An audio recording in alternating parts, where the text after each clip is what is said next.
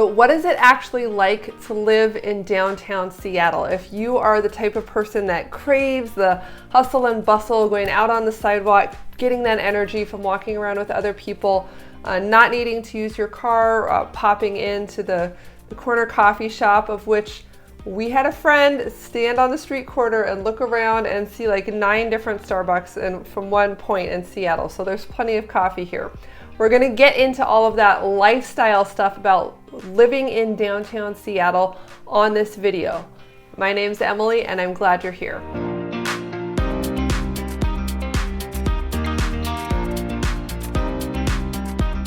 So I am so glad you're here. I'm Emily Cressey. I'm a Seattle native. My mom and my husband work downtown Seattle. I'm a real estate broker. So I work it everywhere, downtown, uptown, all around town. And I love doing these videos to get you oriented to the lifestyle options for moving to Seattle. I work with a lot of people who are relocating, and they often call me because they say, Emily, I saw your video on fill in the blank area, and I think I may want to buy a house there. So if that's you, if you know where you want to buy, or if you're not sure yet and say, hey, I liked your video on this, I'm not sure if it's for me, but I'm kind of looking around, that's what we do. We play matchmaker. We help you find the right combination of things that you're looking for, be it like job and commuter access, schools, neighborhoods, water, mountains, all the wonderful things that the Puget Sound area has to offer.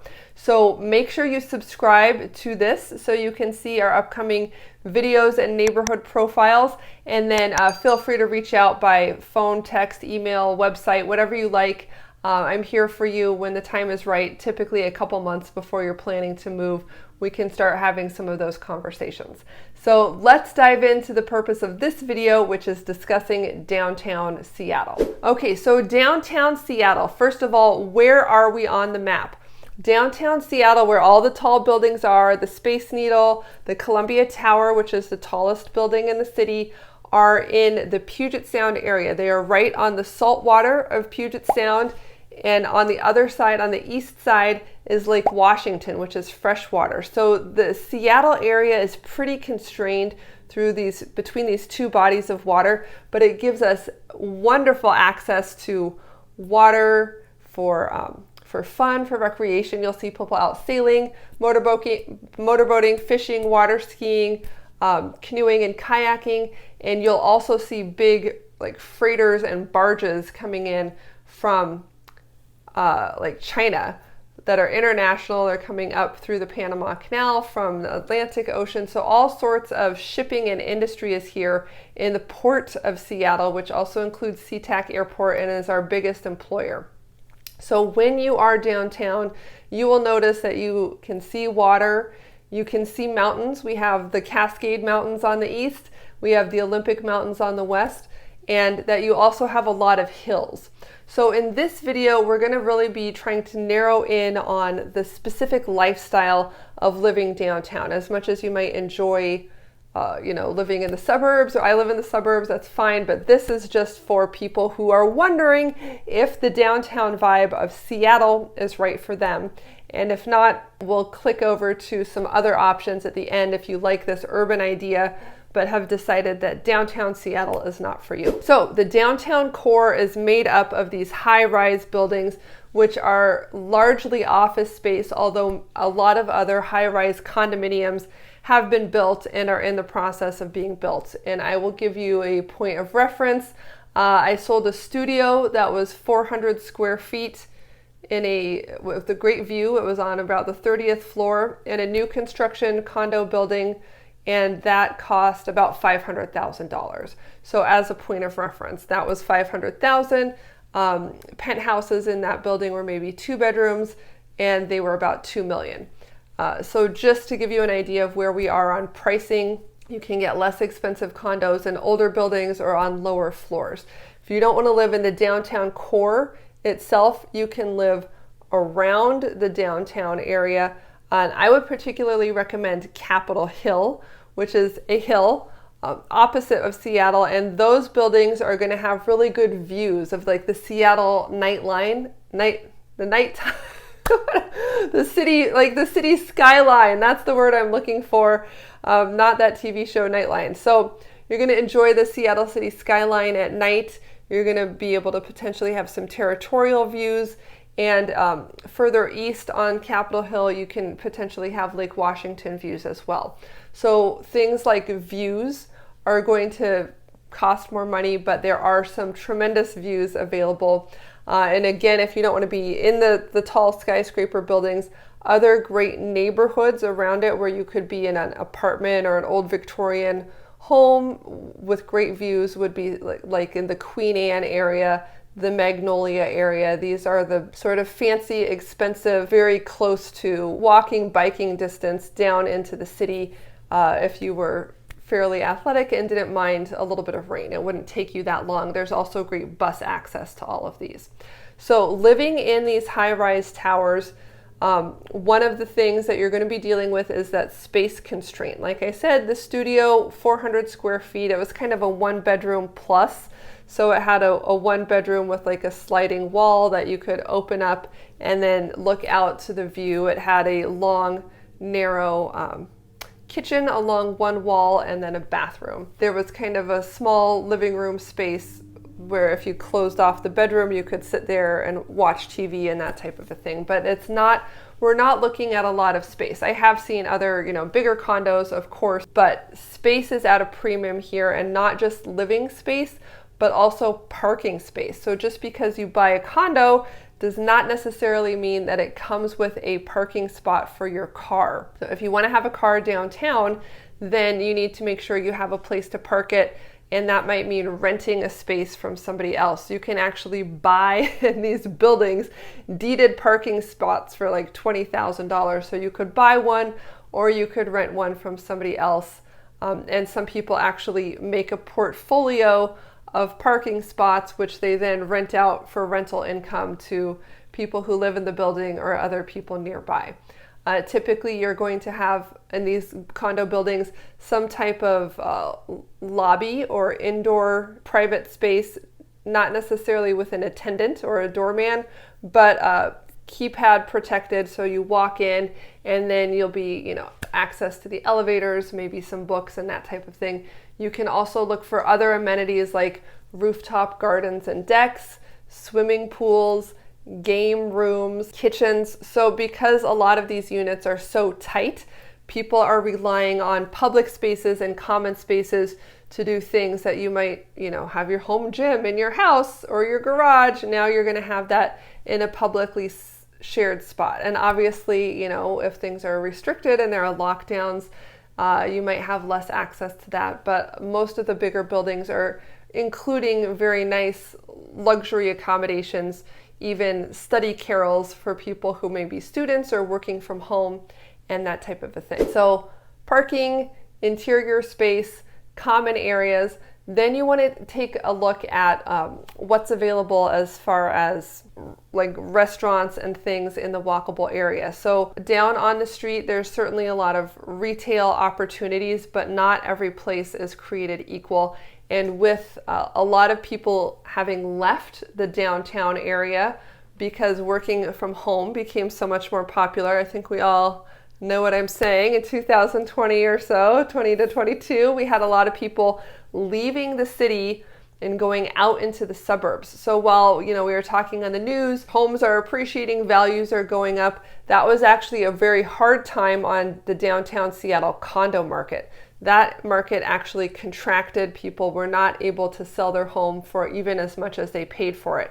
So as long as the work from home trend persists and not as many people are coming into downtown Seattle to work, that's had a chilling effect on kind of this downtown lifestyle because businesses are going out of business.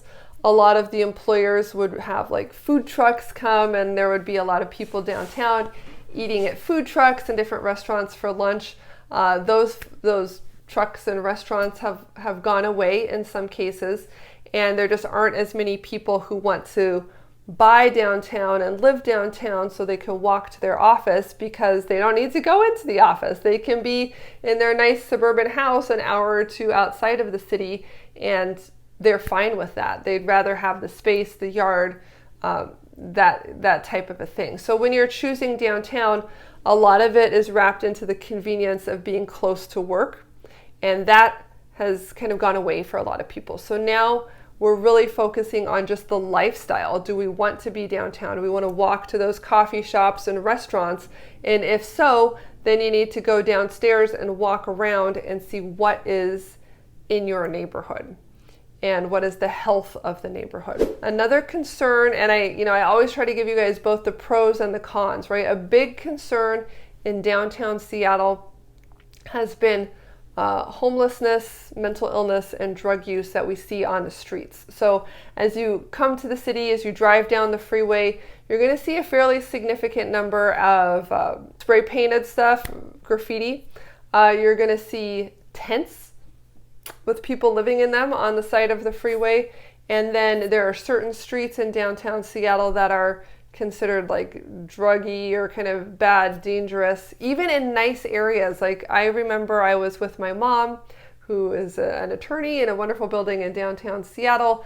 We had gone for her birthday down to Pike Place Market. And then as we were walking back up to her office, I suddenly was like, we were chatting and then we went around the corner and I was like on high alert and I saw people like with little sheets of aluminum foil and little pipes and all. Like I was like, I don't know what this is, but I basically told my mom, like, I cannot process what you're saying. I'm on high alert. I'm like trying to survive. And it was just like half a block. We walked through this cloud of seemingly illicit behavior. And then we were like in the clear again and it was fine. But it was just, I was sort of like, whoa, what did I just experience? And then I went home and I told my husband about it. He was like, you walked where? Like, oh, that's terrible. You shouldn't have been there. And I was like, oh, I didn't know.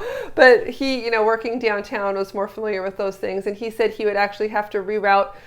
He's also a Chipotle fan. I'm going to point out it's our favorite restaurant.